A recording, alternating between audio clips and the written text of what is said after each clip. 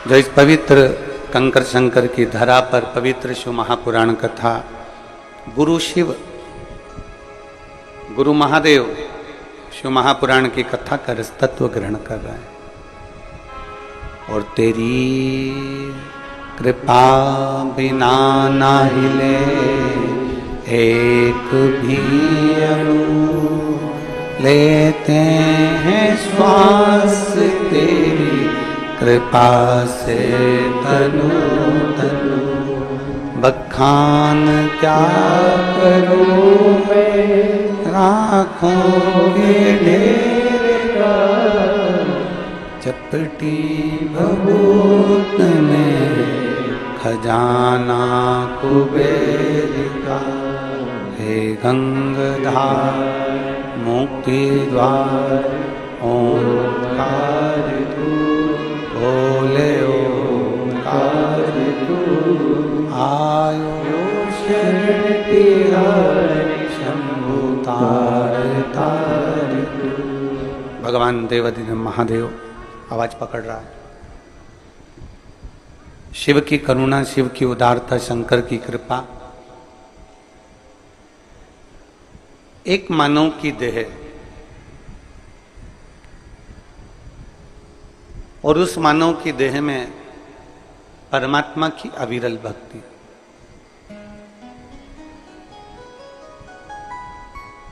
कोई कह रहा था गुरुजी हमको पीपल और बड़ के पेड़ जैसा विशाल बनना,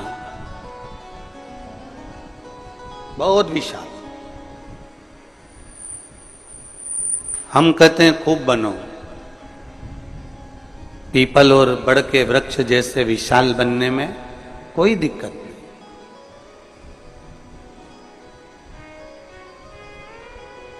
पीपल जैसे भी विशाल बनो और बट वृक्ष जैसे भी विशाल बनो। पर शिव महापुराण की कथा कहती है पहले अपने घर में, अपने मोहल्ले में, अपने क्षेत्र में तुलसी के पौधे जैसे बन जाओ, फिर पीपल और बड़ बनने में देरी नहीं लगेगी। हमें पीपल जैसा विशाल बनना है, हमें बट वृक्ष जैसा विशाल बनना है, तो पहले हमें तुलसी के पौधे जैसा सहज, सरल और छोटा भी बनना पड़े। तुलसी के पौधे जैसी नम्रता, तुलसी के पौधे जैसी विनम्रता, तुलसी के पौधे जैसी मिठास, तुलसी के पौधे जैसी आरोग्यता, तुलसी के पौधे जैसी पवित्रता हमको धारण करना पड़ेगा। आज के जमाने में जितने भी बच्चे जन्म लेते हैं सब बुद्धि में तेज होते हैं। आज के जमाने में मृत्यु लोक में जन्म लेने वाला एक एक मनुष्य बुद्धिमान है। पर बुद्धि हर एक व्यक्ति को भगवान ने दी है, पर बुद्धि को शुद्धि करने की कला भगवान नहीं देता। इसलिए हमें सत्संग में, हमें मंदिर, हमें तीर्थ, हमें नदी, हमें बावड़ी, हमें तालाब, कुंड, पवित्र भूमि पर जाना पड़ता है, जिससे हमारी बुद्धि को हम शुद्धि कर सकें।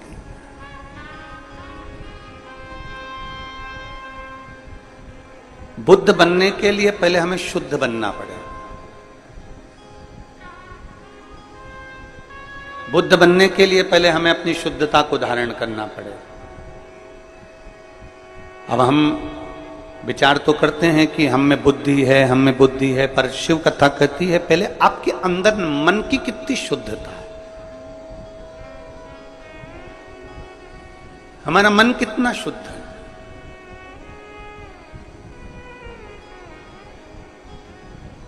हम कितना भगवान का भजन कर रहे हैं। वो मूल नहीं है कि आपने बहुत घंटे तक माला लेकर बैठ गए, 2-4 घंटे तक आपने माला जप ली तो भगवान के हो गए, वो भाव नहीं। आप मत पकड़ो माला, मत पकड़ो।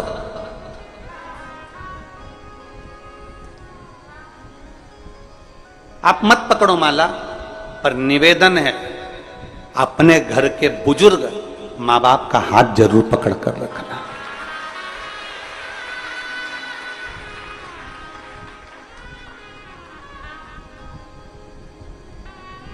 आप माला नहीं पकड़ सकते, मत पकड़ो, पर अपने घर के बुजुर्गों का, अपने घर के माता पिता का हाथ बुढ़ापे में जरूर पकड़ कर रखना। आप आसन लगाकर नहीं बैठ सकते घंटों तक, आप आसन लगाकर साधना नहीं कर सकते घंटों तक, मत करो। पर जब अपने माँ बाप बुजुर्ग हो जाएं तो उनके चरणों में अपनी ड्यूटी से आने के बाद, नौकरी से आने के बाद, दुकान से आने के बाद कम से कम 5 मिनट उनके पास बैठो, तो वो आसन लगाकर जो पुण्य मिलेगा वो पुण्य माँ बाप के चरणों में मिल जाए।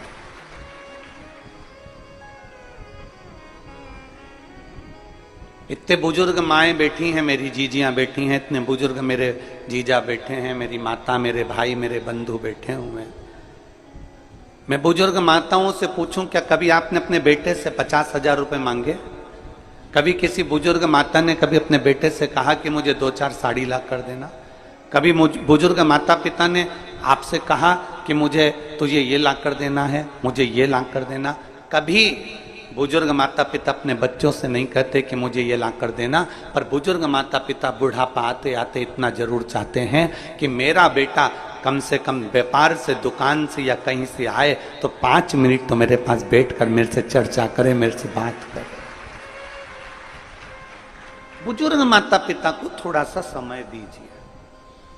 आप आसन लगाकर नहीं बैठ सकते ना किसी मंदिर, देवालय, शिवालय में, आप आसन लगाकर नहीं बैठ सकते किसी तीर्थ में, तो कम से कम अपने माँ बाप के चरणों में 5 मिनट, 7 मिनट जरूर बैठो। आप माला नहीं पकड़ सकते, मत पकड़ो। कोई महाराज, कोई गुरु तुमसे कहे कि माला पकड़कर 2 घंटे तक बैठोगे तो भगवान मिल जाएगा, तो उनसे कह देना कि सियोर वाला महाराज बोला है कि माता पिता का हाथ पकड़ने से भी भगवान मिल जाता है। हमने हरि विठल की कथा सुनी। विठल पांडुरंगा की कथा क्या कहती है?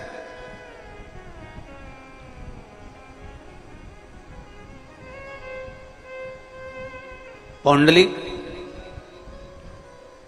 जिसने प्रवचन में सुन लिया था कि माता पिता की सेवा करने से हरि विठल प्रसन्न हो जाता है, भगवान नारायण प्रसन्न हो जाता है, बस उसने सेवा करना प्रारंभ कर दिया और भगवान उसको दर्शन देने के लिए पहुंचे। उसकी गली में इतना कीचड़ था, नारायण दरवाजा बजाए, उसने पूछा कौन है? वो कहते हैं मैं नारायण हूं। अभी मैं अपनी माता के चरण दबा रहा हूं, फिर पिता के चरण दबाऊंगा और पिता के चरण दबाने के बाद दरवाजा खोलूंगा। भगवान कहते हैं तेरी गली में बहुत कीचड़ है, मैं खड़े कैसे रहूं? तो पौंडलिक ने खटिया के नीचे से एक ईंट उठाकर बाहर फेंक दी और भगवान से कह दिया कि इस पे खड़े हो जाओ। भगवान दोनों हाथ कमर पर रखकर उस पौंडलिक के लिए भगवान दरवाजे पर खड़े रहे। और जब पौंडलिक ने दर्शन किया, दर्शन करते से ही भगवान ने उसको जब दर्शन दिया तो भगवान ने कहा मांग पौंडलिक तुझे क्या चाहिए? पौंडलिक कहता है प्रभु इतनी कृपा करना, जो अपने माता पिता की सेवा करता हो उसके दरवाजे पर ऐसे ही दर्शन देते रहे। ये घोर कलयुग का क्रम चल रहा है। इस कलयुग में भगवान को ढूंढने जाना है तो बहुत दूर नहीं जाना है। इस कलयुग में अगर परमात्मा को ढूंढना है तो अपने घर के माता पिता का प्रतिदिन चरण का दर्शन कर लो, उनका आदर कर लो, उनका सम्मान कर लो। और ध्यान देना, माला पकड़कर बैठने से ज्यादा जरूरी है अपने बुजुर्ग माँ बाप अगर बाथरूम जा रहे हैं, बुजुर्ग माँ बाप को कहीं जाना है तो उनका हाथ पकड़कर छोड़ देना। ये सबसे बड़ी माला जाप का फल है। सबसे आसन लगाकर बैठने से बड़ा फल है।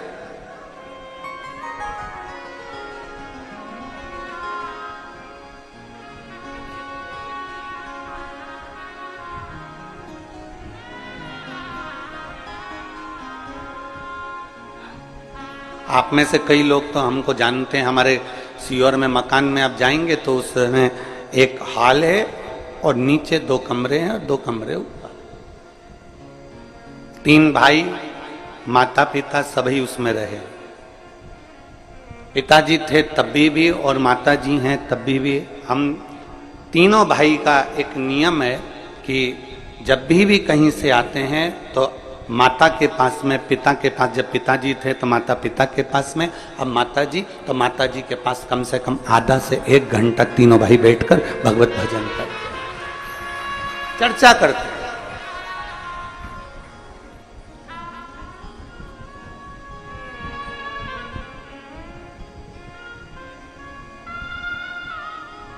तीनों की धर्म पत्नियां हों, बहुएं हों, सब उस बात को देखकर बड़े आनंदित होती हैं और वो भी आकर बैठकर भगवत चर्चा करती हैं। चर्चा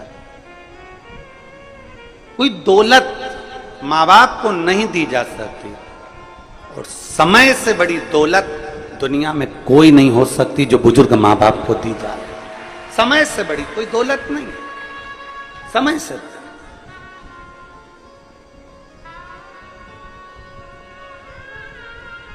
कोई कह दे तुमसे कि माला पकड़ लो तो कह देना भैया हमने माँ बाप का हाथ पकड़ रखा है। कोई कह दे कि तुम आसन लगाकर बैठ जाओ, किसी तीर्थ में जाओ, कहीं बैठ जाओ आसन लगाकर, घंटों तक जप करना, अनुष्ठान करना, भगवान मिल जाएगा। उससे कह देना हमने सुना है शिव महापुराण में कि माँ बाप के चरणों में थोड़ी देर बैठ जाओ तो 1 घंटा क्या 50 घंटा क्या जीवन भर के आसन लगाने का पुण्य फल प्राप्त हो जाता है।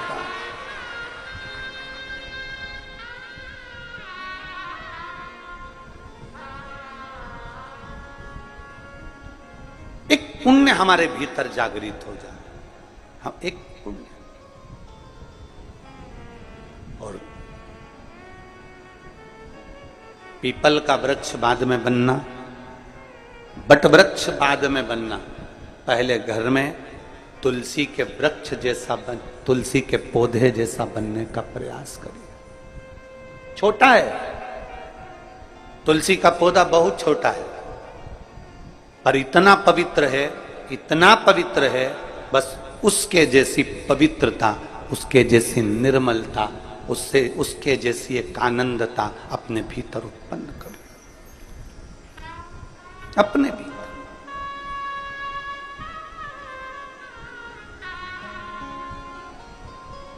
एक छोटे से छोटे बच्चे को भी यह ज्ञात होता है कि भगवान के स्नान का जल काय में डालना है। आप अपने छोटे से बच्चे को बुलाओ, ए ललुआ इधर आ। अब ललुआ को बुलाया और उसके हाथ में भगवान का घर में स्नान कराया। गणेश जी, लड्डू गोपाल सब बैठे थे, सबको एक थाली में, एक बर्तन में, एक तारबान में बिठाकर तुमने नहला दिया। नहलाया हुआ पानी अपने बच्चे को दे दिया, छोटे से को, और कह दिया ले डालिया। तुमने ये नहीं बोला उस बच्चे को कि इसको कहां डालकर, तुमने उस बच्चे को यह नहीं कहा कि इसको कहां ले जाकर छोड़ना, बस तुमने भगवान का नहलाया हुआ पानी दिया, स्नान का जल दिया, और वो बच्चा उस स्नान के जल को लेकर सीधे तुलसी जी में पहुंचता है, सीधे पौधे में पहुंचता है और तुलसी जी में ले जाकर डाल देता है। अब उसी बच्चे को तुम कपड़े धोने का पानी दे दो, उसी बच्चे को कपड़े धुले हुए पानी दे दो, बर्तन धोया हुआ पानी दे दो, पोछा लगाया हुआ पानी दे दो, और उस बच्चे कहना ललुआ इधर आ। ललुआ आया, हाँ माँ ये ले पानी डाल कर जा। वो बच्चा तुलसी के पौधे में डालेगा क्या? जम के तो बोलो जरा, नहीं। पौधे में डालेगा नहीं, वो बच्चा उस पानी को अपने घर के बाहर पटक देगा, ओटले पर डाल देगा, सफाई में उसको प्रयोग ले लेगा।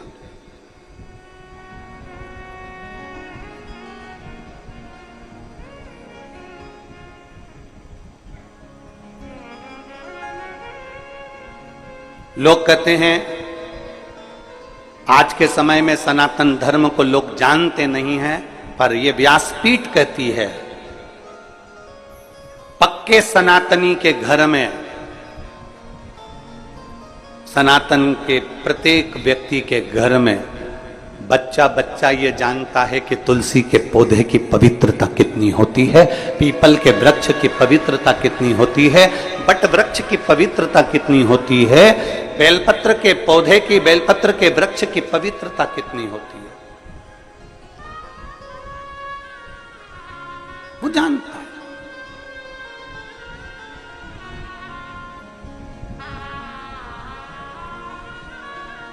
बस अपने धर्म को अपने सनातन धर्म को, अपनी भक्ति को अंदर की ओर उतारना।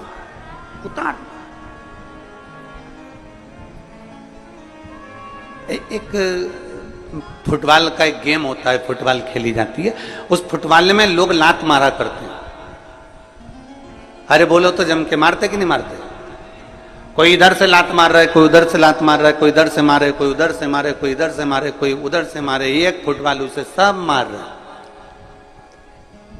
सब ने लात मार, खूब लात मारी उसमें।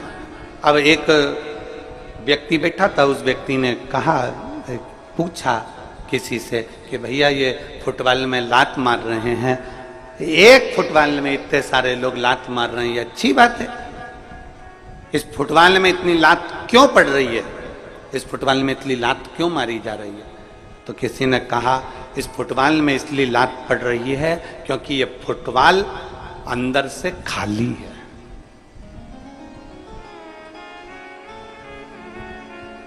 ये फुटबॉल अंदर से खाली है। अगर इस फुटबॉल में सीमेंट भर दी जाती, पत्थर भर दिया जाता, इस फुटबॉल को अंदर से रेत से भर दिया जाता, तो किसी के बाप में दम होती जो लात मार देता। अरे बोलो तो जम के। फुटबॉल अंदर से खाली है तो उसको लात मारी जा रही है।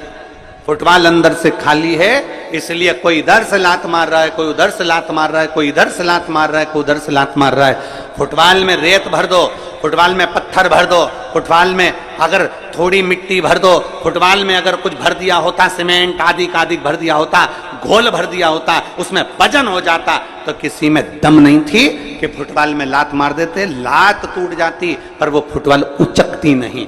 खाली थी अंदर से इसलिए लात मारी जा रही थी, खाली थी अंदर से इसलिए उसको यहां से वहां लुढ़काया जा रहा था। उसी तरह शिव महापुराण की कथा कहती है फुटबॉल अंदर से पोली है, केवल ऊपर से उसमें कवर है, इसलिए लात पड़ रही है। उसी तरह आज के जमाने में लोग कहते हैं हम सनातनी, हम सनातनी, हम सनातनी, हम सनातनी। सनातन धर्म का केवल ऊपर से दिखावा करते हैं, इसलिए दुनिया के लोग हमारे मंदिरों को तोड़ देते हैं, कहीं लात मार देते हैं, कहीं कुछ कर देते हैं। जिस दिन सनातन धर्म तुम्हारे अंदर से मजबूत हो गया, किसी के बाप में दम नहीं कि कोई मंदिर और देवालय और तीर्थ को देख ले। सनातन धर्म अंदर से मजबूत होना चाहिए। हम सनातन धर्म को ऊपर से मजबूत कर रहे हैं। हमने तिलक लगा लिया, सोचा सनातन धर्म मजबूत हो गया। हमने धोती पहन ली, लग गया कि सनातन धर्म मजबूत हो गया। हमने तुरंत कुछ ना कुछ श्रृंगार करा, लगा सनातन धर्म मजबूत हो गया। हम मंदिर जाने लगे, सोचा सनातन धर्म मजबूत हो गया। नहीं, सनातन धर्म को भीतर से मजबूत करना पड़ेगा। अगर फुटबॉल अंदर से मजबूत होती तो किसी की दम नहीं थी कि कोई लात मार देता। सनातन धर्म अगर अंदर से अपने भीतर, अपने दिल में, अपने हृदय में जब तुम मजबूत कर लोगे, किसी की सामर्थ्यता नहीं कि तुम्हारे देवालय, शिवालय और तुम्हारे तीर्थ को कोई देख लेगा। अपने भीतर से मजबूत करिए। और मैंने तेरे ही भरोसे बाबा, तेरे ही भरोसे हवा विच उड़ती जावांगी बाबा, डोर में कटी जावांगी भोले, मैं तेरी शंभो, मैं तेरी हवा बिच उड़ती जावांगी बाबा, डोर हंतो छड़ी में कटी जावांगी। हम अंदर से मजबूत नहीं हो पा रहे। दूसरे धर्म के लोग अंदर से मजबूत हो गए और अंदर से मजबूत हो गए, इसलिए उनके धर्म पर कोई उंगली नहीं उठा पाता, उसमें कोई लात नहीं मार पाता। हम ऊपर से मजबूत दिखते हैं, अंदर से पोले होते हैं। अंदर से।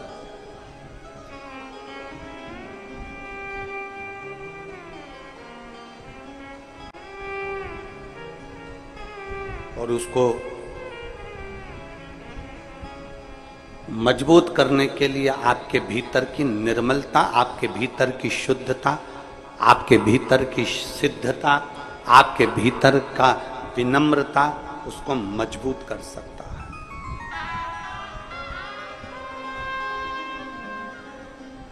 भीतर की नहीं। एक बार माता उमा ने भगवान महेश को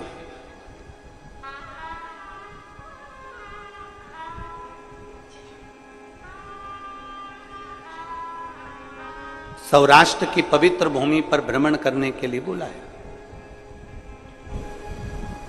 माता उमा ने भगवान महेश को सौराष्ट्र की पवित्र भूमि पर भ्रमण करने के लिए बुलाया, जिस भूमि पर भगवान शंकर ने चंद्र को काया के रोग से मुक्त किया था। आज उमा महेश दोनों सौराष्ट्र की पवित्र भूमि पर भ्रमण कर रहे। हमेशा शंकर पार्वती नंदी पर बैठकर जाते थे, भगवान शिव और सती मैया नंदी पर बैठकर जाते थे, पर उमा और महेश दोनों आज त्रिशूल हाथ में लेकर, माता उमा और महेश दोनों हाथ में हाथ मिलाकर दोनों जा रहे हैं सौराष्ट्र की पवित्र धरा भ्रमण कर।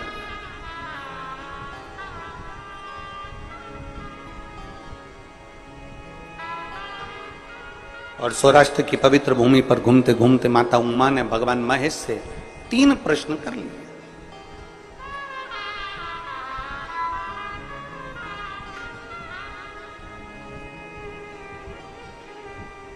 माता उमा ने भगवान महेश से 3 प्रश्न किए। उसमें सबसे पहला प्रश्न था, प्रभु आपके भक्त का सबसे बड़ा लक्षण कौन सा होता है? मां उमा पूछ रही है पहला प्रश्न। आपके भक्त का सबसे पहला लक्षण कौन सा है? शंकर भगवान के शिव भक्त का, शिव की उपासना करने वाले का, शंकर की आराधना करने वाले का, शिव की स्तुति करने वाले का, शंकर के गुणगान करने वाले का, शंकर को 1 लोटा जल चढ़ाने वाले का, शंकर को बेलपत्र चढ़ाने वाले का, शंकर का स्तुति में डूबने वाले का, शंकर की कथा में रमने वाले का, शिव स्तुति में डूबने वाले का, शंकर के शिवालय के दर्शन करने वाले का सबसे श्रेष्ठ लक्षण कौन सा?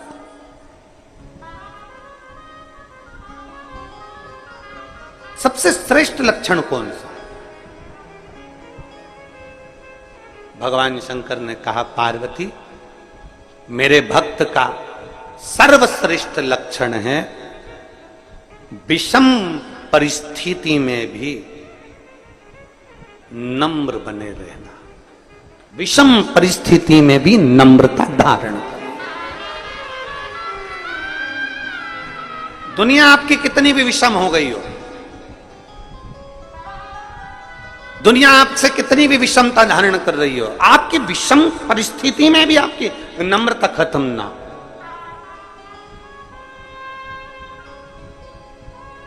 विषम परिस्थिति में नम्रता खत्म। यहां पर रवि कृष्ण शास्त्री जी बैठे हैं, विदिशा वाले। मैं आपको एक चीज के लिए धन्यवाद दूंगा। मैं वहां से जब विदिशा से चलने पर हमने आशीष जी को भी ये बात कही कि आयोजन के प्रति सबको टेंशन चल रहा था और सब कुछ ना कुछ अपनी अपनी भाषाओं में लगे हुए थे। कोई कुछ कह रहा था, कोई निंदा, कोई अच्छा, कोई बुरा, कोई सब चल रहा था। पर मैं आपको रवि कृष्ण शास्त्री जी धन्यवाद दूंगा आपको कि कितनी भी विषम परिस्थिति रही पर आपके चेहरे की हंसी नहीं गई। ऐसा शिव भक्त ही होना चाहिए, प्रसन्नता नहीं गई। आप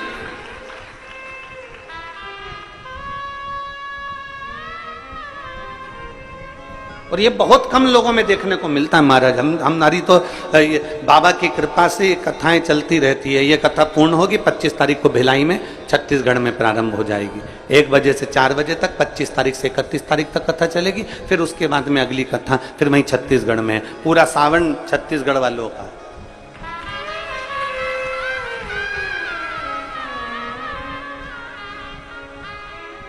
और सावन यहाँ चालू हो जाएगा तो बाबा का कांवड़ मेला चालू हो जाता है। आसपास के गांव के लोग, शहर के लोग अपने अपने गांवों से कांवड़ भरने के लिए लेके आते हैं अपने अपने गांव की, और शिव जी को चढ़ाना चालू कर देते हैं कुबेरेश्वर महादेव। खूब गाजे बाजे के साथ 15-20 महिलाएं इकट्ठी हो जाती हैं, कांवड़ ले लेकर कुबेरेश्वर धाम आ जाती हैं।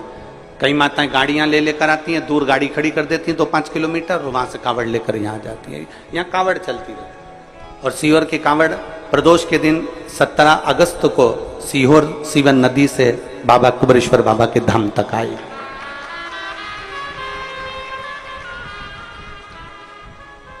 ढेर जगह जावे, अनेक जगह जावे, पर ये विषम परिस्थिति में भी जो मुस्कुरा दे, विषम परिस्थिति में भी जो ठंडा है, विषम परिस्थिति में भी जो कूल है, विषम परिस्थिति में भी जो नम्रता का भाव धारण कर ले, तो समझ लेना कि वो शंकर का श्रेष्ठ भक्त हो ही सकता। विषम परिस्थिति। इसकी एक कथा आती है बड़ी सुंदर। मेरे महादेव कह रहे हैं, मेरे महादेव ने पार्वती मां उमा से कहा, उमा सुन, एक व्यापारी के पास में 2 हीरे थे।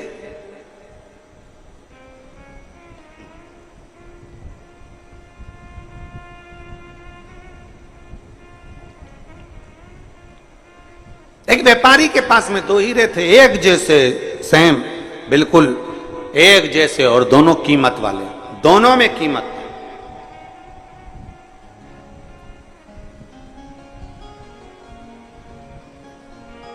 अब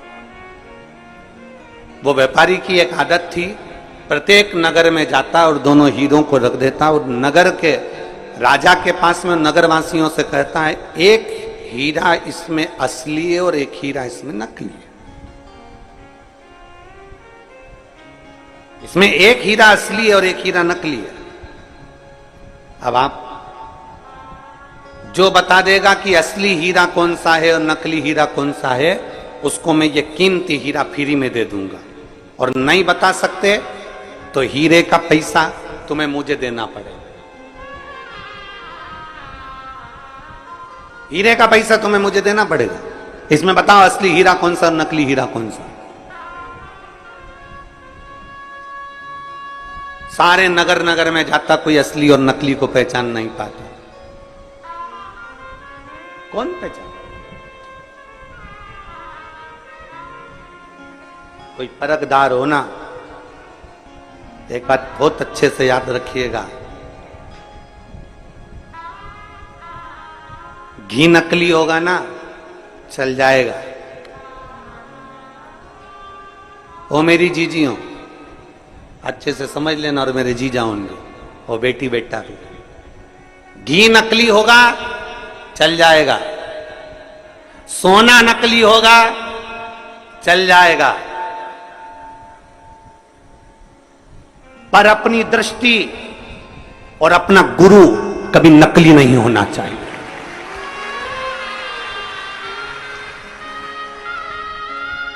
घी नकली है ना, चलेगा। सोना नकली है, चलेगा। बीज नकली है, चलेगा। अन्न नकली है, चलेगा। पर अपनी दृष्टि और अपना गुरु नकली नहीं होना चाहिए। पानी पियो छान और गुरु करो जान। बहुत सोचना समझना, ये नहीं कि 1 साल 2 साल हमने किसी को परख लिया और गुरु कर लिया ना। खूब सोचो, समझो, परखो। सोना नकली चल सकता है, घी नकली चल सकता है, पर गुरु नकली नहीं चल सकता। इसलिए अपनी दृष्टि ऐसी करना कि तुम्हें समझ में आना चाहिए कि गुरु बनाने के लायक है कि नहीं है।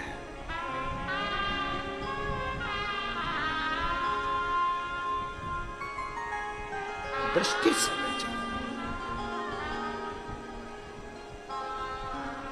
बहुत कठिन है।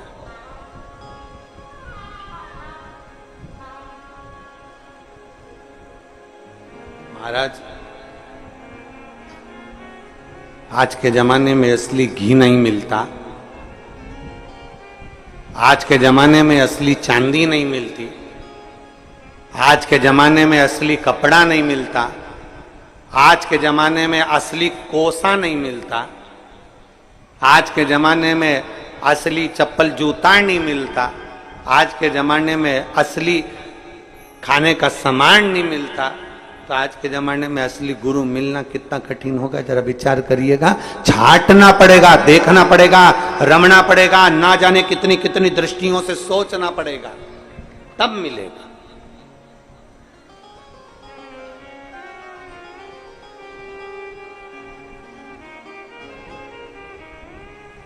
और सोच,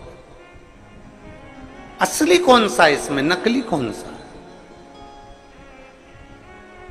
ए उमा, भगवान महेश कह रहे हैं, उमा, एक व्यापारी के पास में 2 हीरे हैं, पूरे नगर नगर में जाता है, फिरता है, आवाज लगाता है, जो असली बता देगा उसको असली हीरा दे दिया जाएगा, नहीं बता पाओगे तो तुम्हें मुझे हीरे के पैसे देना पड़ेगा। असली कौन सा, नकली कौन सा, बताओ।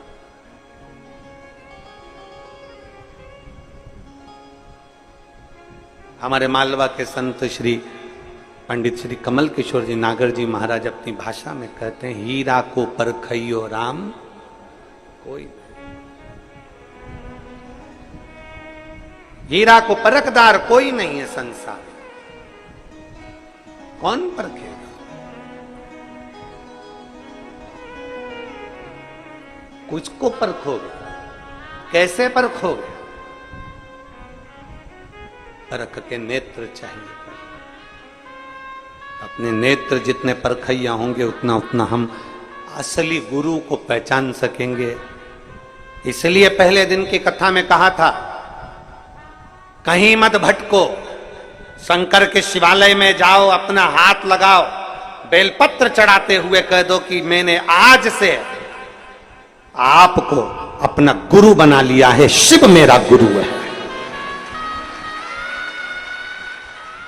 मैंने इंसान को नहीं, मैंने ईश्वर को गुरु बनाया है, शिव मेरा गुरु है, मैं शंकर की और शंकर मेरा है। किससे जाकर कहूंगी अपने दुखड़े को, किससे कहूं मैं जाकर अपनी तकलीफों को? मेरे ना जाने कहां कहां जाकर मुझे बोलना पड़ेगा, किसको कहूंगी, फोन लगेगा ना लगेगा, किससे कहूं? उससे अच्छा है मेरे शंकर को मैंने गुरु बना लिया। कंकर उठाऊंगी, हाथ में रखूंगी, पानी चढ़ाऊंगी और उससे अपने दिल की बात कह दूंगी तो मेरा महादेव सुनेगा, और सुनेगा तो मेरे दुख को हरने के लिए दौड़ कर आएगा। और अंत समय प्रभु आना पड़ेगा, वचन दिया तो निभाना पड़ेगा। आए ना आए प्रभु कुटुंब कबीरा, अंत समय प्रभु आना पड़ेगा, वचन दिया तो निभाना पड़ेगा। अंत समय प्रभु आना पड़ेगा, और वचन दिया तो निभाना पड़ेगा। अंत समय में परमात्मा ये 2 हीरे व्यापारी के पास सबसे कहता है, एक नगर में पहुंच गया। महेश भगवान उमा माता से कहते हैं, सुन उमा, वो एक नगर में पहुंचा और नगर में उसने राजा के सामने कह दिया कि मेरे पास में 2 हीरे हैं, कीमती हैं, इसमें एक असली है एक नकली है, जो बता देगा असली कौन सा नकली कौन सा उसको हीरा दे दिया जाएगा। कोहिनूर हीरा है, कीमती हीरा, जो बताएगा उसको हीरा दे दिया जाएगा बस। और अगर नहीं बता पाए तो हीरे के पैसे तुम्हें देना है। राजा ने कहा ठीक है, अपने अपने जौहरी को बुलाया गया, हीरा के परखइये जौहरियों को बुलाया गया। सारे जौहरी आकर बैठ गए, उन्होंने खूब परख करी पर बता नहीं पाए कि इसमें असली हीरा कौन सा। उस हीरे का नाटक देखने के लिए ढेरों लोग इकट्ठे हुए थे राजभवन में। उसमें एक अंधा भी आया हुआ था, नेत्रविहीन। सब हार गए जौहरी, जाने लगा व्यापारी पैसा लेकर राजा से कि सब हार गए, लाओ धन दो। इतने में एक अंधे व्यक्ति ने, एक दृष्टिहीन अंधे व्यक्ति ने कहा, रुक जाओ, मैं बता सकता हूं कि इसमें असली हीरा कौन सा है। सारी सभा ठाका लगाने लगी, हंसने लगी। अरे मूर्ख, आंख की रोशनी नहीं है, नेत्र नहीं है, नेत्रविहीन है, अंधा है, और तू बताएगा? तू इसमें असली हीरा कौन सा? सारी दुनिया हंसने लगी। तब जौहरी जो व्यापारी था उसने कहा, ले तुम बता दो। अब वो तो खुद दूसरे का हाथ पकड़कर चल रहा था, उसके हाथ में हीरे दे दिए व्यापारी ने। राजा अपने सिंहासन पर फिर बैठ गया और ध्यान करने लगा कि ये अंधा कैसे बता सकता। राजा ने अपने दूतों से पूछा, ये जौहरी है क्या? नहीं। कोई व्यापारी है क्या? नहीं। ये तो जन्म से ही अंधा है, नेत्रविहीन है, इसने कभी हीरा देखा? नहीं। तो फिर ये कैसे बताएगा? पता नहीं। भगवान महेश कहते हैं, उमा, उस अंधे व्यक्ति के हाथ में हीरे आ गए। वह अंधा व्यक्ति दोनों हीरों को लेकर राजमहल से बाहर चले गया और बाहर जाकर उसने दोनों हीरों को जमीन पर पटक दिया। दोनों हीरों को जमीन पर पटक दिया। साथ वाले से कहा कि हीरा लाकर मुझे दे दे। थोड़ी देर बाद उसने हीरे लाकर दिए। उसने दोनों हीरों को हाथ में लिया और हाथ में लेते से ही उस अंधे व्यक्ति ने कह दिया, ये हीरा असली है और ये हीरा नकली है। ये हीरा असली है और ये हीरा नकली है। उस व्यापारी ने अंधे व्यक्ति से पूछा, तुम कैसे कह सकते हो कि ये हीरा असली है और ये नकली है? तो उस अंधे व्यक्ति ने कहा, मैंने दोनों हीरे रोड पर फेंक दिए, जमीन पर फेंक दिए। इसमें से जो कांच था वो गर्मी से तपकर गर्म हो गया था और जो असली हीरा था वो ठंडा की ठंडा रह गया था।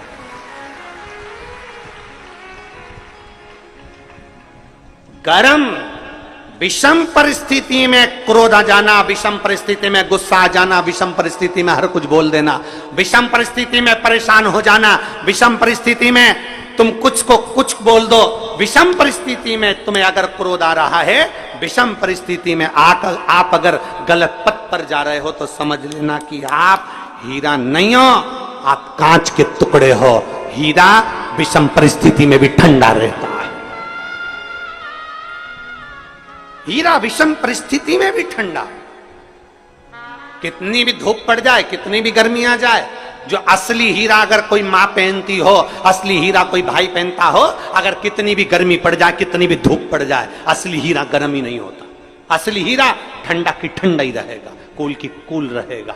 उसी तरह शंकर भगवान कह रहे हैं, माँ उमा से मेरा जो भक्त होता है, अगर असली मेरा भक्त है तो वो हमेशा कूल की कूल, ठंडा की ठंडा और विनम्र की विनम्र ही रहता है। ये उसकी पहचान है, हीरे की पहचान है। ये हीरे की पहचान है। आजकल बहुत कांच के टुकड़ों को तराश तराश के बेचा जा रहा है और कह दिया जाता है कि असली हीरा है। हीरे की चूड़ी, हीरे की अंगूठी, हीरे के कान के, हीरे का नेकलेस, हीरे का नेकलेस, सबने कह दिया हीरे का नेकलेस। उठाओ हीरे के नेकलेस को जरा बाहर रख कर देखो, थोड़ी देर ठंडा है कि गर्म है। कांच को तराश कर हीरा बनाया जा रहा है, पर कांच कांच ही रहता है और हीरा हीरा ही रहता है। हीरा विषम परिस्थिति में भी कूल, ठंडा, नम्र, नाजुक, सरल रहता है। नम्र। एक पत्र है,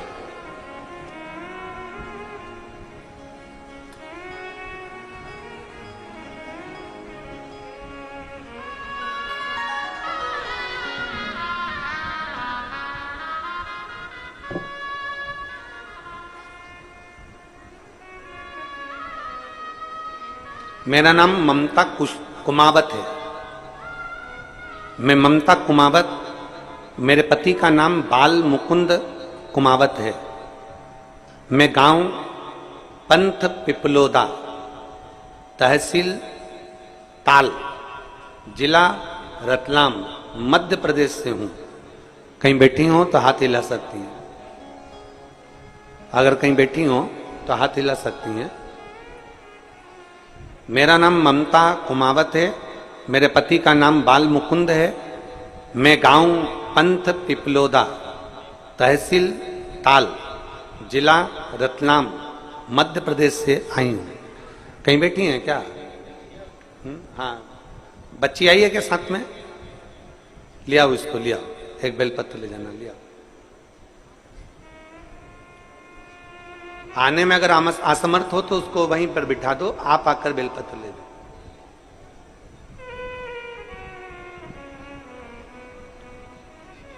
दो 2019 में मेरी इस बेटी की तबीयत इतनी ज्यादा खराब हो गई थी, जयाश्री कुमावत की, कि ना पांव से चल पाती थी, ना हाथ हिल पाता था, ना सुन पाती थी, ना बोल पाती थी, ना बैठ पाती थी, पलंग पर पड़ी रहती थी। शरीर का कोई, इसका पांव, हाथ, इसकी दृष्टि, इसकी श्रवण शक्ति, इसका बोल, इसका सुनना, इसका रोटी खाना, पानी पीना, कुछ भी नहीं कर सकती, केवल पलंग पर पड़ी ही रहती थी। इसको ऐसी बीमारी हो गई थी जिसका कोई हल डॉक्टर के पास भी नहीं था। डॉक्टरों ने तो कह दिया था कि इसको घर ले जाओ, जितना दिन सेवा बन सके उतना दिन कर। 2019, 2020, 2021 इसकी तबीयत और गिरती रही और यह पलंग पर पड़ी की पड़ी रही। पहली बार हमने 2022 में आपकी कथा सुनी और हमने सुनते से ही उसी समय पर आपकी कथा गुरु पूर्णिमा की सीहोर में हो रही थी। तब हम 11/7/2022 को गुरु पूर्णिमा के समय पर कथा सुनने के लिए पंडाल में आ गए और एक दिन की कथा हमने गुरु पूर्णिमा की सुनी और सुनने के बाद बाबा के कंकर शंकर की पूजन कर कर, जल चढ़ाकर, बेलपत्र लेकर चले गए। घर जाकर हमने बेलपत्र बच्ची को दिया और जल चढ़ाना प्रारंभ कर दिया। इतने सालों के बाद 2019 से लेकर 20, 21, 22 तक वो उठकर खड़ी नहीं हुई, बैठी नहीं, ना खा पाती, ना बोल पाती, ना सुन पाती। 2022 पर जब हम पहली बार गुरु पूर्णिमा उत्सव करने के लिए आए, एक दिन की कथा सुनकर जब हम गए, बाबा की ऐसी कृपा हुई गुरुदेव कि मेरी बेटी खुद पलंग पर बैठी और चली भी और हाथ से काम भी करना प्रारंभ करा। उसकी सुनने की शक्ति, देखने की शक्ति और बोलने की शक्ति भी आई। मैं बाबा को, मेरी बेटी इतनी भी खड़ी हो गई ना गुरुदेव तो मुझे संतुष्टि है, क्योंकि उसको पड़ी हुई देखती थी तो आंख में आंसू भर आता था। इतने सालों के बाद मेरी बेटी उठकर बैठी, मैं बाबा को धन्यवाद देने के लिए आई। ये शिव तत्व है, योग है। एक विषम परिस्थिति में भी अगर आपका चित्त, आपका मन भगवान में रमा हुआ है, एक विषम परिस्थिति में भी आप भगवान के, वो लिख रही है कि ये कभी उठ भी नहीं सकती थी, डॉक्टर के हिसाब से केवल पलंग पर पड़ी रहती थी, खुद उठी, खुद बैठी और शिव कृपा से ये चली भी। ये शिव भक्ति है, इसको ओघड़नाथ की भक्ति कहते हैं। जो 19, 20, 21, 22 तक भी जो ना चल पाई हो और डॉक्टर के हिसाब से पलंग पर केवल पड़ी रहना है, ना चलेगी, ना बैठेगी, ना हाथ पांव, ना सुन सकेगी, ना बोल सकेगी, ना देख सकेगी। और शिव की भक्ति जब हमने दिल से करी है तो वो शंकर भी दिल से देता जरूर है, उसके दरवाजे से कोई खाली जाता नहीं, कौन खाली जाता। और खाली ना जाता कोई दर से तुम्हारे। एक बात इन्होंने लिखी, पहले पूरी अच्छी थी पर एक बीमारी जो डॉक्टर के पास भी उसका हल नहीं है, वो बीमारी से ग्रसित हो गई, बीमारी से ग्रसित, 3-4 साल नहीं उठी, पड़ी रही, उठ ही नहीं सकती, बैठ भी नहीं सकती, हाथ पैर भी नहीं हिला सकती, सुन बोल भी नहीं सकती। एक विश्वास आपने शिव के मंदिर जाना प्रारंभ कर दिया। और खाली ना जाता कोई दर से तुम्हारे, खाली ना जाता कोई दर से तुम्हारे, मैं भी खड़ी हूँ बाहें पसारे अपने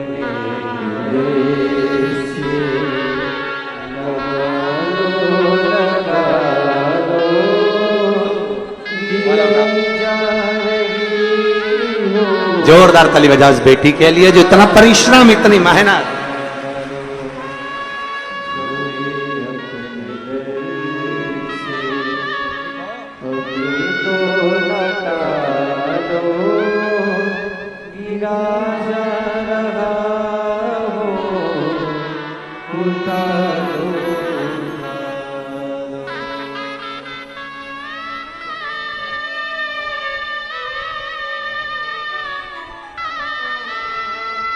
जो कई साल तक पलंग पे से बैठी नहीं, पलंग पे से उठी नहीं, सारा कार्य पलंग पर करती थी, आज उसमें इतना बल कि वो चलकर कथा के पंडाल तक पहुंची है, तो शिव की कृपा स्वयं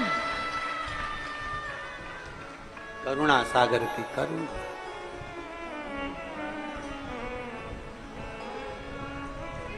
शंभु और रिश्ता तेरा मेरा सबसे प्यारा, रिश्ता तेरा मेरा सबसे प्यारा, तू मेरा बाबा मैं हूँ तेरा लाला, मैं हूँ तेरा लाला, तू मेरा बाबा मैं हूँ तेरा लाला, मैं हूँ तेरा लाला। तेरे ही चरणों में जीवन गुजारा, तेरे ही चरणों में जीवन गुजारा, तू मेरा बाबा मैं हूँ तेरा लाला, मैं हूँ तेरा लाला। एक भरोसे के साथ शिव तत्व की प्राप्ति करी जाए, एक भरोसे के साथ, दृढ़ता के साथ, विश्वास के साथ शिव तत्व। अब विषम परिस्थिति कितनी भी हो, दुख कितना भी बड़ा हो, कष्ट कैसा भी हो, हिम्मत नहीं हारना। मेरा बेटियों और बेटों से निवेदन है, एक एग्जाम में पास नहीं हुए कोई बात नहीं, दूसरा एग्जाम तो दूसरे में पास। एक पत्र है,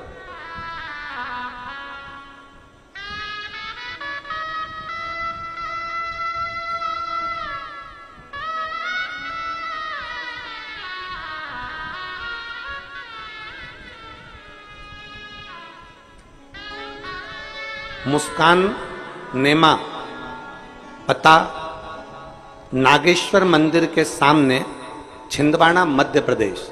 कहीं बैठी हैं मुस्कान जी? कहीं बैठी हो तो हाथ हिलाइएगा। आप ही हैं? श्री शिवाय नमस्तुभ्यं। आइए, पहले आपको बधाई, बहुत बहुत पधारिए। मैं मुस्कान नेमा, पता नागेश्वर मंदिर के सामने, छिंदवाड़ा से आई हूं। गुरुजी, मैं कुबरेश्वर बाबा का क्या वर्णन करूं। मेरी मम्मी पापा आपकी कथा सुनना चालू करे हैं और उन्होंने मुझे भी इस कथा में लगा दिया। मैं कई समय से सीए का एग्जाम दे रही थी पर क्लियर नहीं हो पा रहा था। गुरुदेव, बहुत प्रयास करा, बहुत मेहनत करी, पर आखिरी में मेरी हिम्मत टूट गई। तब मम्मी पापा दोनों बोले, तू चिंता क्यों करती है, शिवजी पर एक लोटा जल चढ़ाना प्रारंभ कर, बाबा की भक्ति करना प्रारंभ कर। मैंने फिर एग्जाम दिया, पर उसमें भी मैं क्लियर नहीं हो पाया। फिर तो मेरा मन और रूठ गया कि मैंने शंकर जी को जल चढ़ाया, बाबा ने मेरी क्यों ना सुनी। पर मेरे माँ और मेरे पिताजी ने फिर कहा, हिम्मत नहीं हारना। वो सीहोर वाला महाराज कहता है कि फिर मेहनत कर, और जितनी मेहनत इतने सालों में करी उससे चौगनी मेहनत तू अब कर। और मेरे माँ बाप ने आपके बारे में बताया कि वो कहते हैं कि चौगनी मेहनत कर और पीछे मत हटना। बाबा को एक बेलपत्र शहद लगाना और बाबा का भजन करते करते जाना, आखिरी में बाबा देख लेगा। मेरी बेटी ने पशुपतिनाथ का व्रत किया, मेहनत करी और खूब मेहनत करी, और मेहनत के साथ में एक बेलपत्री शंकर भगवान को चढ़ाकर फिर श्री शिवाय नमस्तुभ्यम बोलते हुए समी पत्र का प्रयोग करते हुए गई। आज मेरी बेटी बाबा की कृपा से सीए बन गई और बाबा ने उस पर करुणा कर दी। मैं शिव को धन्यवाद देने के लिए, शिव तत्व की प्राप्ति, एक संघर्ष, एक आपका परिश्रम, एक आपकी मेहनत,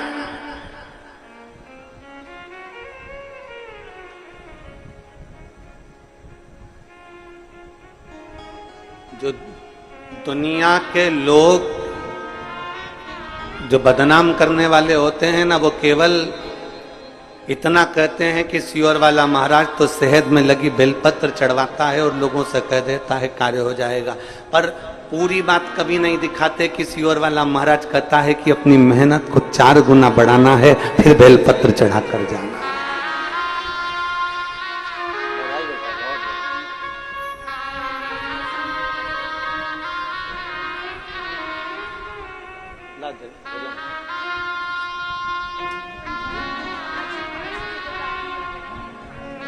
ध्वजा लेकर आई है बाबा की, बहुत बहुत साधुता में।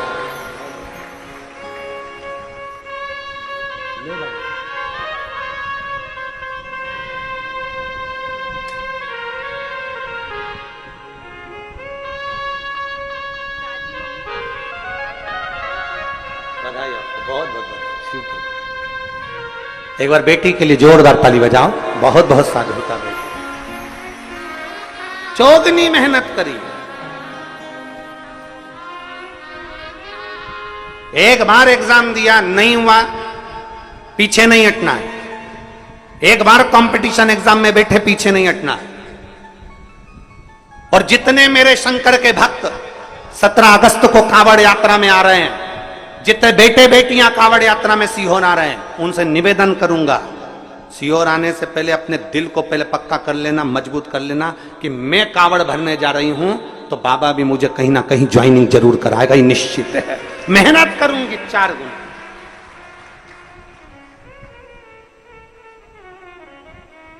जब 17 अगस्त को आप कांवड़ भरने आए तो आपके अंदर एक अलग से एनर्जी होना चाहिए, एक अलग से बल होना चाहिए कि मैं यहां कांवड़ चढ़ाने के बाद जाऊंगी और खूब मेहनत करूंगी, खूब मेहनत।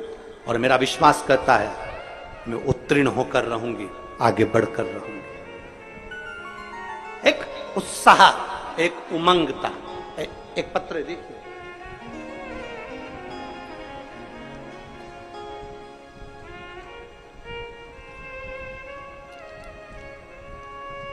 मैं प्रीति कुमारी, पति ऋषु कुमार शर्मा, महर्षि पतंजलि परिसर, क्वार्टर नंबर L1301, गोदर मऊ, भोपाल, मध्य प्रदेश की निवासी हूं। पिन नंबर यह है और मोबाइल नंबर यह है। कहीं बैठी हैं क्या? अगर कहीं बैठी हो तो हाथ हिला सकती हैं। मैं प्रीति कुमारी, पति ऋषु कुमार शर्मा, महर्षि पतंजलि परिसर, क्वार्टर नंबर ये गोदरा मऊ, भोपाल, मध्य प्रदेश। आए हैं क्या? हाँ ठीक है। बच्चा आया है साथ में, लिया उसको, आ जाओ, दोनों आ जाओ लेकर। गुरुजी, मैं 1 लोटे जल का क्या वर्णन करूं। मेरी शादी को 8 वर्ष हो चुके थे। मेरे पति आर्मी की नौकरी कर रहे हैं। हम बहुत सारे हॉस्पिटल में, चाहे वो आर्मी का हॉस्पिटल हो, चाहे सिविल हॉस्पिटल हो, सारे हॉस्पिटलों में हमने इलाज करवाया, चेक करवाया, पर संतान का सुख डॉक्टरों के हिसाब से नहीं था। डॉक्टरों ने मना कर दिया था, तुम्हारे यहां औलाद नहीं हो। अब बड़ा टेंशन मन में आ गया कि संतान का सुख नहीं, धीरे धीरे करते 1 साल 2 साल 3 साल 4 साल 5 साल 6 साल 7 साल 8 साल ऐसे निकलते चले। तब मेरी सासू माँ टेलीविजन पर आपकी कथा सुनना प्रारंभ करी और मेरी सासू माँ ने एक ही बात कही कि तू एक काम कर, सीहोर चली जा और वहां से कंकर उठा कर लिया और वहां का कंकर शंकर माना जाता है, उसकी पूजन करना। मुझे कंकर शंकर के बारे में बताया। मैं कंकर शंकर लेने कुबेरेश्वर धाम आ गई और यहां से रुद्राक्ष और कंकर शंकर लेकर चली गई। टीवी पर आसन लगाकर सामने बैठकर कथा सुनती आपकी और बाबा पर भरोसा कर कर पशुपतिनाथ का व्रत करना प्रारंभ करा। जहां पर सारे हॉस्पिटल वालों ने मना कर दिया था कि तुम्हें संतान नहीं होगी, मैं बाबा के आज छाती ठोक कर कहती हूं 6 अप्रैल 2024 को मेरे यहां पर पुत्र रत्न की प्राप्ति हुई, जिसका नाम मैंने शिवाय रखा है, जिसका नाम मैंने शिवाय रखा है। और मेरे बाबा के चरणों में मैं प्रणाम करने के लिए आई हूं। लाइन अच्छी लिखी है, आप और हम सब मिलकर गुनगुनाते हैं। खाली ना जाता कोई दर से तुम्हारे, खाली ना जाता कोई दर से तुम्हारे, मैं भी खड़ी हूँ नन्ही बाहें पसारे, अपने हृदय से लगा लो गिरा जा रहा हूँ, उठा लो भोले अपने दर से, अब तो ना टालो गिरी जा रही हूँ, उठा। एक विश्वास अपने अंदर उत्पन्न करिए। विषम परिस्थिति है, माना कि कोई विषम परिस्थिति में हम घिरे हुए हैं, पर हारना नहीं है।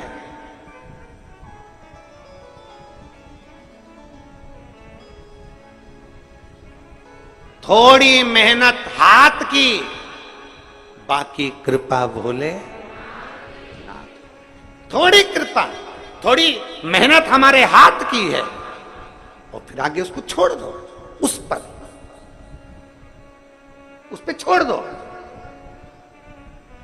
कंकर लिया बाबा का, पूजन करी बाबा की, स्तुति करी बाबा की, अपने पास के मंदिर में 1 लोटा जल चढ़ाया बाबा को, मंत्र जाप करा शिव महापुराण का, श्री शिवाय नमस्तुभ्यम, मंत्र जाप करा शिव पुराण का, बाबा का भजन करा, बाबा पर विश्वास करा, बाबा के भरोसे पर चले, बाबा के भरोसे,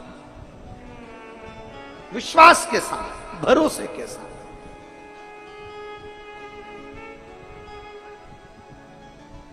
फिर कैसे रह सकते? ए मेरी जीजियों, मेरे जीजाओं, मेरी बेटियों बेटाओं, मेरी माताओं, मेरे भाई, मेरे बंधु, हारना नहीं, कभी नहीं हारना।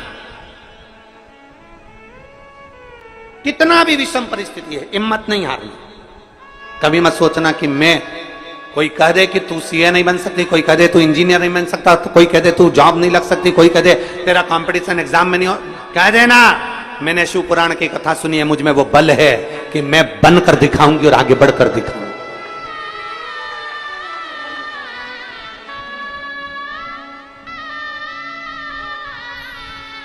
शंभू शंभू शंभू शिवाय नमस्तु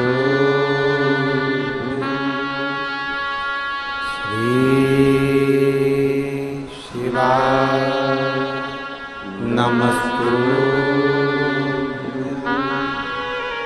श्री शिवाय नमस्तु श्री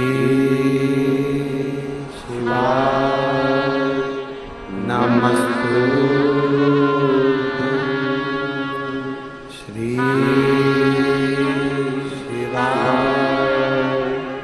नमस्तु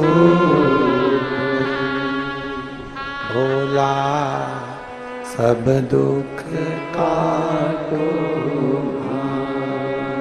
ओ भोला सब दुख काटो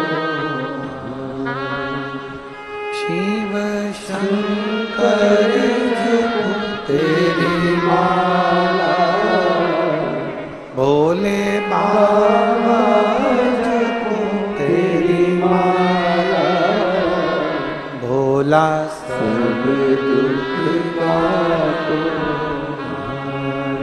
ओ भोला सब दुख काटो वेश है मंगलकारी वेश है मंगलकारी शमशान वासी हमारा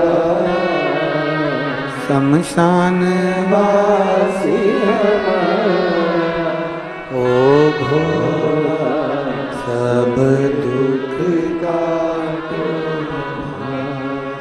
ओ भोला सब दुख काटो। भगवान देवदेव महादेव भगवान शिव वो गर्दानी त्रिकालदर्शी कैलाशी अविनाशी शिव की कथा कर रहे। एक दृढ़ी भरोसा हमें शिव के करीब ले जाता, एक दृढ़ी विश्वास हमें शंकर के करीब में ले जाता। एक विदल उत्पल दो असुर पार्वती मैया को देखकर विचलित हो जाते। भगवान महेश माता उमा को 3 प्रश्नों का उत्तर देते हैं। उसमें पहला है आपका भक्त का लक्षण तो बताया कि ठंडा रहना, नम्र रहना, सहज रहना, ये लक्षण। दूसरा प्रश्न उमा ने भगवान महेश से सौराष्ट्र की पवित्र भूमि पर करा, आप कहां रहते हो? कोई कहता है कैलाश पर निवास है आपका, कोई कहता है शमशान में निवास है आपका, कोई कहता है कि 12 ज्योतिर्लिंग में निवास है आपका, कोई कहता है सर्व जगत में आप निवास करते हो। आप कहां रहते हो? ये मां उमा भगवान महेश से पूछ रहे हैं, आप कहां रहते हो?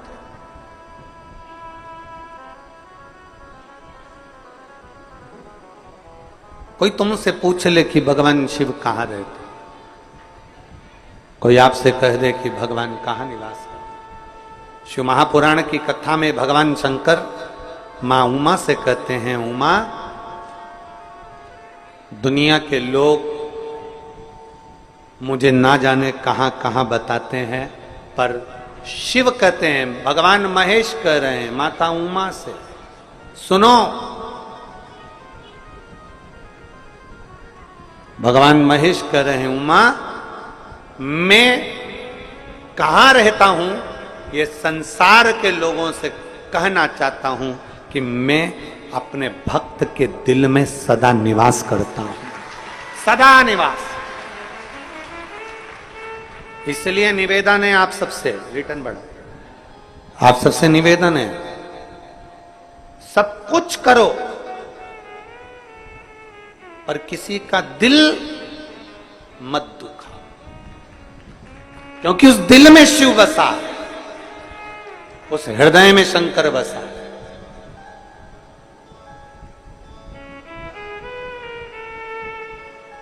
और जब हृदय में शिव बसता है तो किसी का हृदय दुखाओगे तो वो उसका दिल नहीं दुख रहा है, उसमें शिव जो विराजमान है वो शंकर का हृदय दुख रहा है, शिव को कष्ट हो।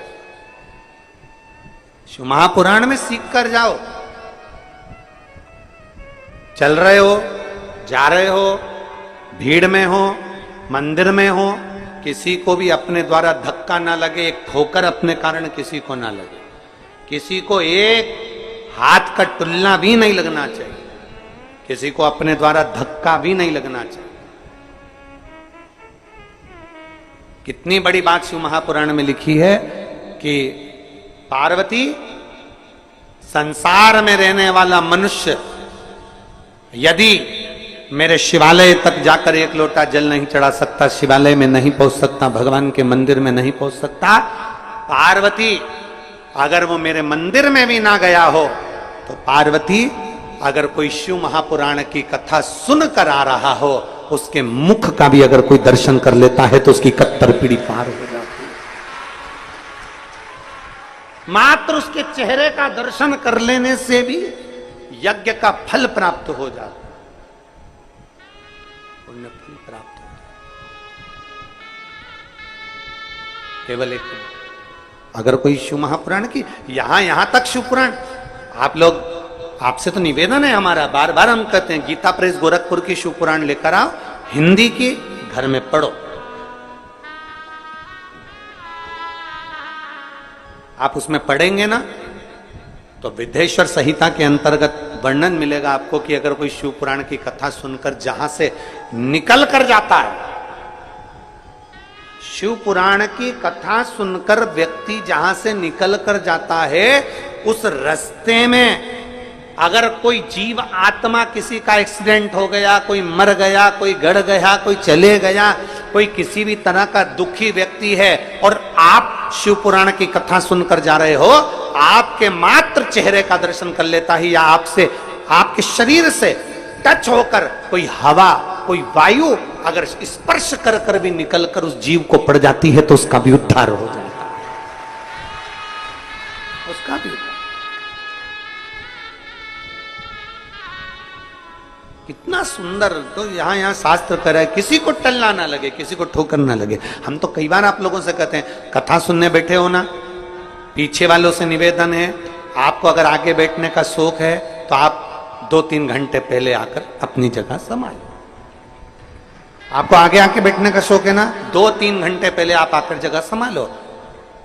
ये 1-2-3 पंडाल भरे पड़े हैं, पीछे लोग खड़े हुए हैं, कोई पेड़ों के नीचे बैठा हुआ है, कहीं गाड़ियों के अंदर बैठ कर लोग कथा सुन रहे हैं। ये जरा पूछो इनसे कितना पहले से आवाज है क्या, कितना पहले से व्यवस्था संभालते हैं, कितनी पहले से जगह संभाल कर बैठते हैं। विचार करिए। आपको कथा अगर लेट आए हो, देरी से आए हो, बहुत लेट आए हो, पीछे जहां जगह मिल जाए वहां बैठ जाओ। अपने पांव के द्वारा, अपने द्वारा किसी को ठोकर भी ना लगे, क्योंकि तुझ में रब बसता है, यारा मैं क्या करूं, तुझ में शिव बैठा हुआ है, शिव। किसी को ठोकर ना लगे।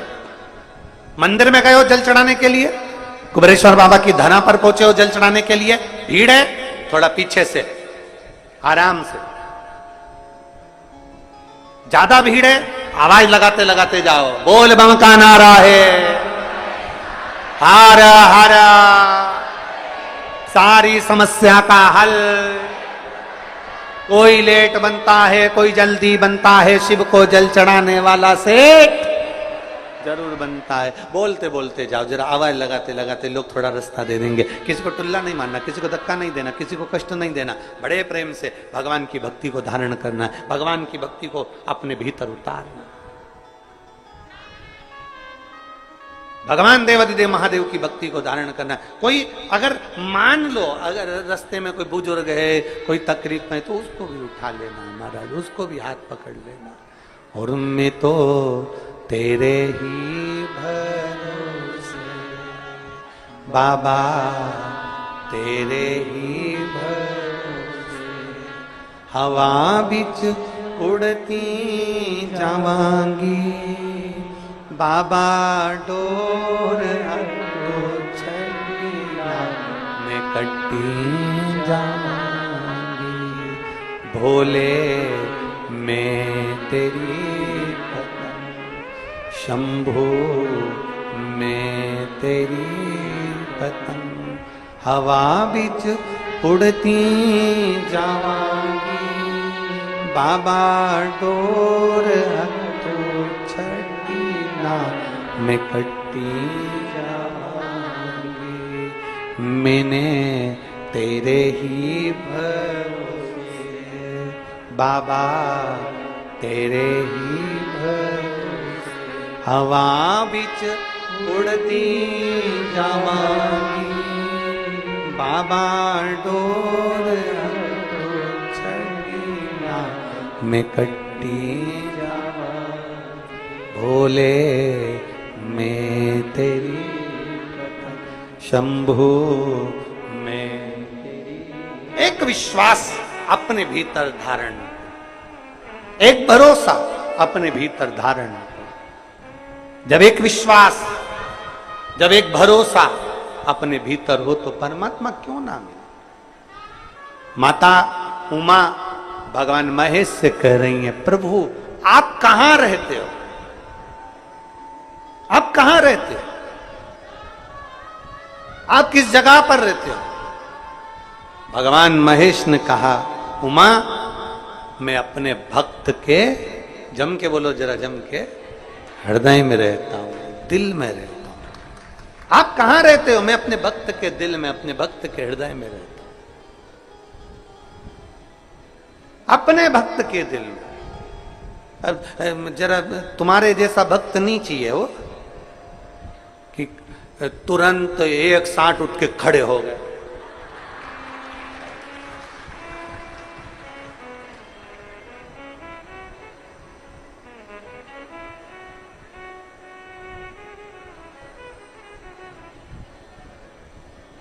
कहां से लेकर आते हो इतनी जोरदार कला,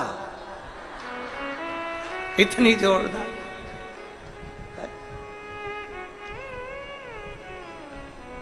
अरे भाई, शिव की आराधना, भगवान शंकर की भक्ति, शिव उपासना, शंकर की विरल भक्ति हमारे भीतर धारण हो।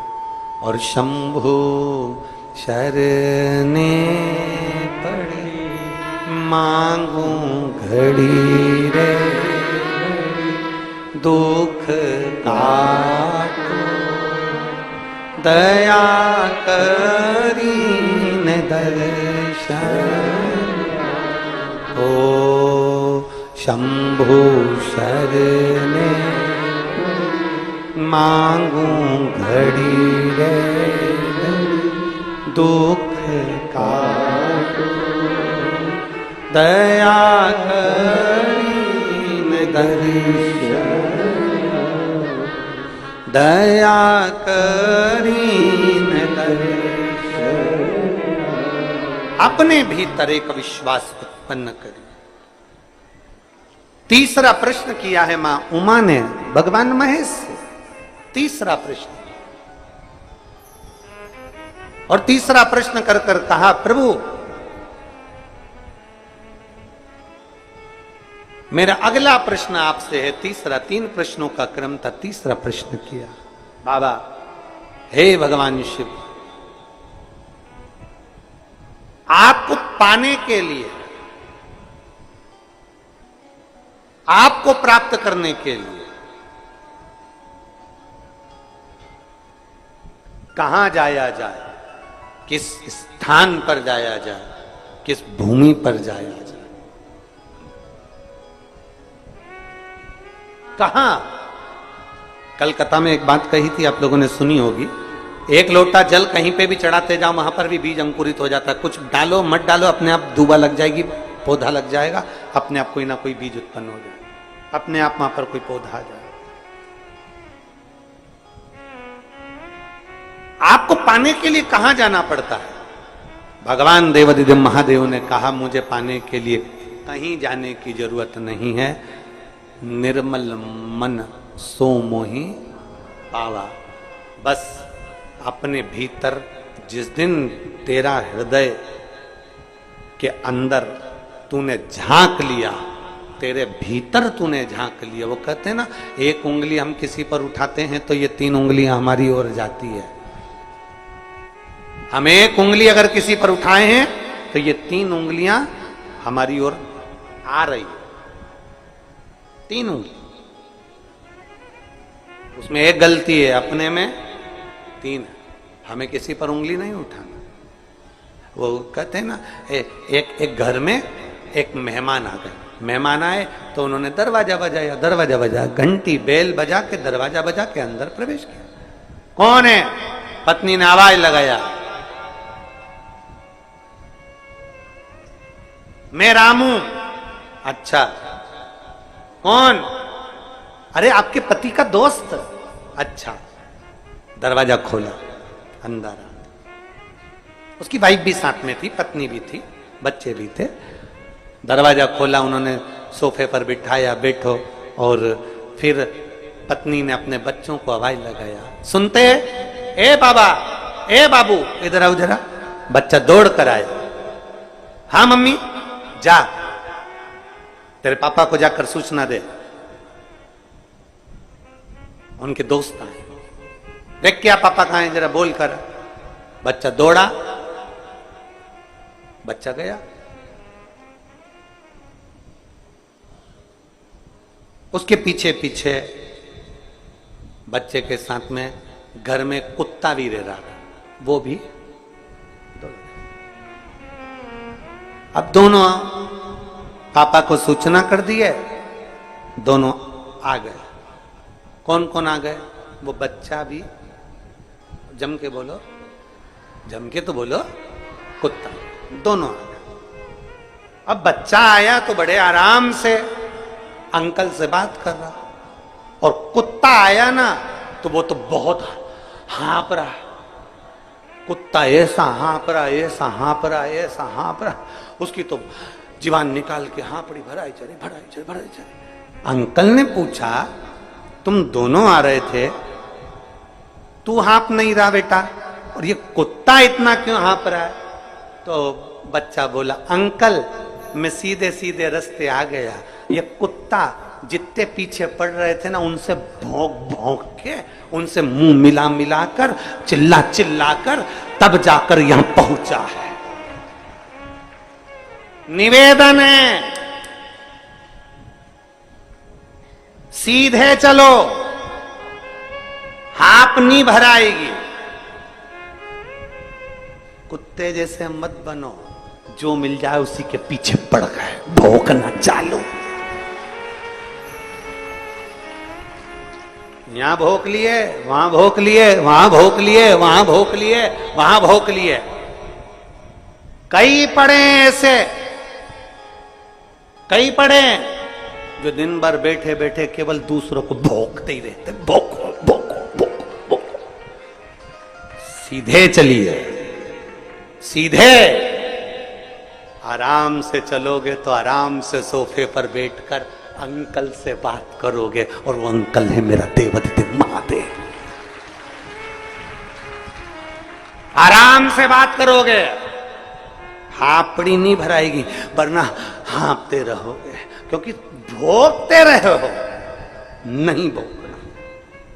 सबसे मन को, बुद्धि को, चित्त को केंद्रित कर कर अपने इष्ट, अपने देव राम को भजो तो राम को, कृष्ण को भजो तो कृष्ण को, शिव को भजो तो शिव को, दत्त को भजो तो दत्त को, पंडरीनाथ को भजो तो पंडरीनाथ को। अपने चित्त को शांत भाव से परमात्मा में जोड़िए। जगत कितना भी कहता रहे, हमें किसी पर कुछ नहीं बोलना, ना हमें भोंकना। हमें तो भक्ति में इतने लीन हो जाना है कि हमारा शंभू हमारे सामने आ जाए, हमारा शंकर। अपने कार्य के प्रति जागरूक। एक पत्र है, देख,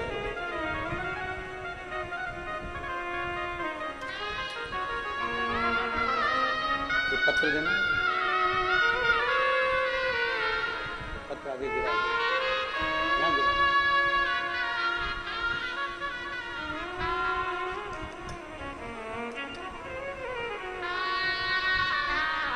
मैं वैष्णवी यादव, इंदौर महू से आई हूं। कहीं बैठी हो वैष्णवी यादव तो हाथ हिला सकती है। मैं वैष्णवी यादव इंदौर महू से आई हूं, मेरा मोबाइल नंबर ये है। कहीं बैठी हो तो अपना हाथ हिला सकती है। आप ही है?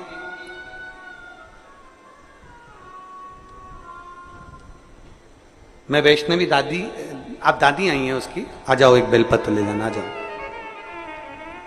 मैं वैष्णवी यादव इंदौर से, मेरा मोबाइल नंबर ये है। मैं वैष्णवी की दादी हूं। मेरी पोती वैष्णवी नीट की तैयारी कर रही थी। 2022, 2023 कई बार एग्जाम देते देते 2022 का एग्जाम दिया, नहीं हुआ। उसके पहले भी तैयारी करी, नहीं। आखिरी में मैं आपकी कथा सुनती हूं तो मैंने अपनी पोती से कहा, अब देना है परीक्षा? कहे अब मेरा मन नहीं है एग्जाम देने का। मैंने अपनी पोती से कहा ऐसा ना कर। वो सियोर वाला महाराज कहता है कि पशुपति व्रत करना है, 1 लोटा जल चढ़ाना है, और जितनी पढ़ाई पहले करी उससे 4 गुना पढ़ाई ज्यादा करना। मेरी पोती ने पशुपति व्रत किया। मेरी पोती यहां कुबरेश्वर धाम पर आई, बाबा का कंकर शंकर पूजन करा। और मैं बाबा को धन्यवाद देती हूं कि मेरी बेटी ने सोच लिया था कि अब मैं एग्जाम नहीं दूंगी, तब मेरी बेटी ने 2023 का एग्जाम दिया और नीट में पास हो गई और भोपाल से MBBS कर रही है। मैं बाबा को यहां धन्यवाद देने की। एक शिव तत्व में आपकी अविरल भक्ति जिस दिन प्रबल हो जाए, विश्वास जिस दिन प्रबल हो जाए, भरोसा जिस दिन प्रबल हो, उस दिन शिव को मिलने में देरी नहीं होती। आपका भक्त आपको कहां पाए? आपका भक्त आपको कहां पाए? शिव जी कहते हैं अपने भीतर मुझे पाया जा सकता। अपने भीतर मुझे पाइए, अपने भीतर।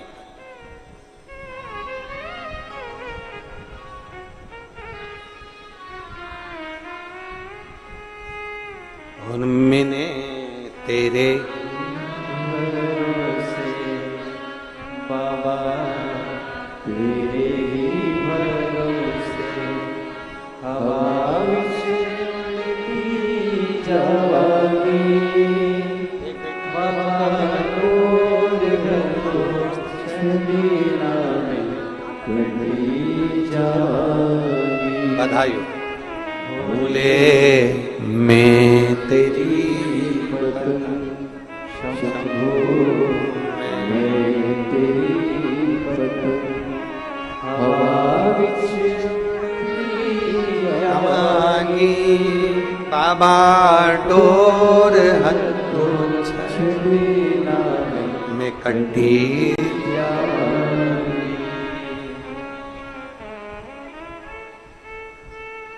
भीतर से परमात्मा को ढूंढ निकालो, भीतर से। बाजार कौन कौन जाता है आप लोगों में से? जम के बोलो जरा, सब जाते हो बाजार? हम इसलिए पूछ रहे हैं, आप लोग बाजार जाते हो? क्योंकि हम नहीं जाते हैं। क्योंकि हम बाजार जाते हैं तो बाजार वाले हमें घर छोड़ जाते हैं,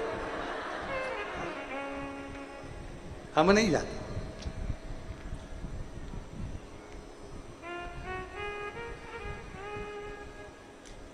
आप लोग जाते हो कि नहीं जाते हो? जाते हो सब लोग? ठीक है। बाजार में क्या क्या मिलता है? सब कुछ। सब कुछ घर ले आते हो क्या? नहीं। घर क्या लेकर आते हो? जो काम की चीज हो, जो अच्छी हो, काम की हो, वो हम बाजार से अपने घर लाते हैं। बाजार में तो ढेरों सामान मिलता है, ढेरों। पर जो काम का होगा, जो अच्छा होगा, वो हम बाजार से लेकर अपने लिए आए। फालतू अटाला तो उठाकर नहीं लाए हो? अरे बोलो तो जम के, फालतू चीजें तो लेकर नहीं आए हो। जो अच्छा है, काम का है, अपने काम का है, घर के काम का है, उसको हम बाजार से लेकर आए। बाजार में तो ढेरों चीज मिल रही है, पर अपने काम की चीज लीजिए। उसी तरह आज के जमाने में जब टीवी खोलो तब कोई ना कोई मिल जाएगा, जब मोबाइल खोलो तब कोई ना कोई मिल जाएगा। पूरा बाजार भरा पड़ा है, पर निवेदन है कथा में भी जाओ तो फालतू चीज लेकर मत जाओ आओ। कथा में जाओ तो श्री शिवाय नमस्तुभ्यम लेकर अपने घर की ओर जाओ, जो हमारे काम का है।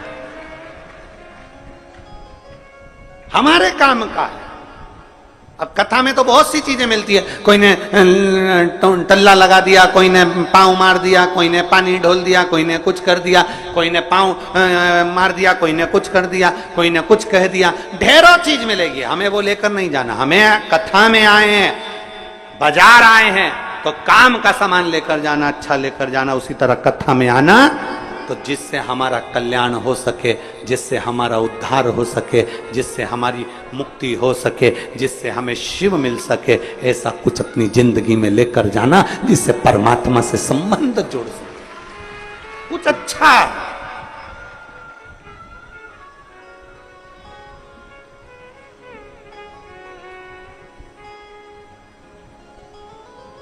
अब सौंप दिया इस जीवन का जब भार तुम्हारे, हे हार तुम्हारे हाथों में और जीत तुम्हारे हाथों। कुछ अच्छा लेकर जाइए। मंदिर जाओ, एक लोटा जल चढ़ाने जाओ तो मंदिर से भी कुछ अच्छा लेकर, मंदिर से भी हमें गलत लेकर नहीं आना। कोई कितना भी बुराई करे, हमें मंदिर से बुराई लेकर नहीं आना। कोई कितना भी अपशब्द कहे, हमें मंदिर से अपशब्द लेकर नहीं आने।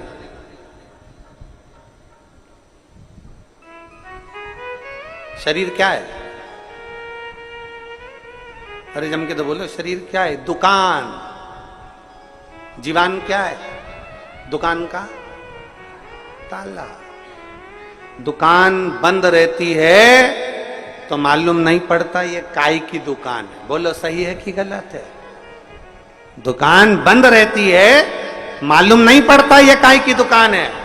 दुकान का ताला खुलता है ना, तब मालूम पड़ता है कि दुकान काय की है। शरीर दुकान है, जीवन बोलो बोलो जम के बोलो जरा, ताला है। जब ये ताला खुलता है, जब ये जीवान बोलती है, तब मालूम पड़ता है कि सोने की है, चांदी की है, हीरे की है कि कोयले की है। बोलने से मालूम पड़ता है कि व्यक्ति कैसा है। बोलने से मालूम पड़ता है कि इसकी दुकान में माल कैसा है, इसके अंदर कोयला भरा पड़ा है कि सोना भरा पड़ा है। उसके बोलने से मालूम पड़ता है, बोलने से। इसीलिए हमारा शास्त्र कहता है वाणी ऐसी बोलिए। तुम लोग बोलो जरा अच्छे से, वाणी ऐसी बोलिए जो मन का आपा खोए। पर आज के जमाने में वाणी ऐसी बोलिए जो जम के झगड़ा होए, पर उससे मत बोलिए जो तुमसे तगड़ा। ये जीवन हमारा ताला है, खुलता है, मालूम पड़ता है कैसा है।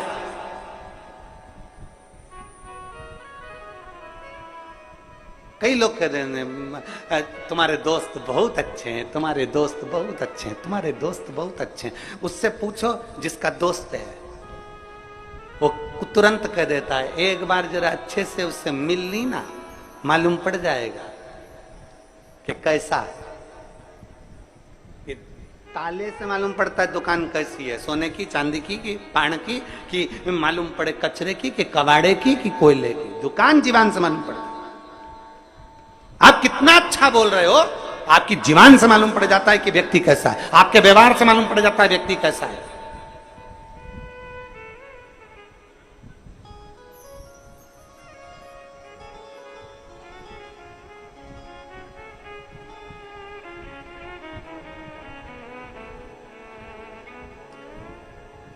आपकी जीवन बता देगी कि आप वाणी ऐसी बोलिए। और निवेदन है आप सबसे, जितने शिव महापुराण की कथा को आस्था चैनल के माध्यम से सुन रहे हैं, जितने फेसबुक यूट्यूब पर श्रवण कर रहे हैं, जितने बिटले सेवा समिति के पेज पर कथा को सुन रहे हैं, जितने पूरे विश्व में बैठकर जहां जहां बैठकर कथा को सुन रहे हैं, उनसे निवेदन है कि जीवाहन का प्रयोग श्रेष्ठता में करें,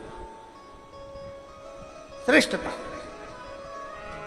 अगर नहीं फालतू बात, अगर तुमको ऐसा लग रहा है कि बहुत जीवान फालतू बात बोल रही है, तो तुरंत उसी समय पर चुप हो जाओ, मौन होकर अपनी दुकान में ताला लगा लो और चुप बैठ कर श्री शिवाय नमस्तु